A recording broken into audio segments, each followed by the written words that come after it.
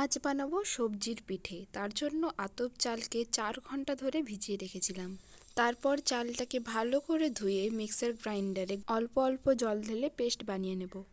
তারপর পেস্টের সাথে মন পছন্দ সবজি অ্যাড করে দাও। আমি এখানে নিয়েছিলাম পেঁপে, ফুলকপি, শিম আর মূলো।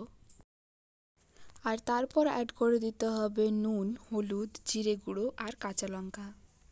এখানে অল্পখানি আটা ইউজ করেছি বাইন্ডিংয়ের জন্য।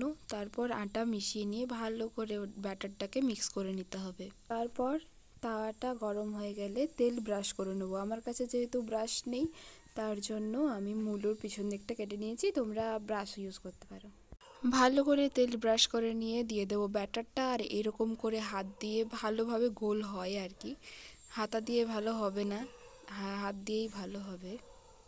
তারপর ঢাকা দিয়ে রেখে দেবো 2 মিনিটের জন্য। তারপর ঢাকা সরিয়ে দেখবো যে ভালো করে উঠছে কিনা। না হলে খুন্তিতে তেল লাগিয়ে আর উপরে একটু তেল দিয়ে দিয়ে ওটাকে ফ্লিপ করে নিতে হবে।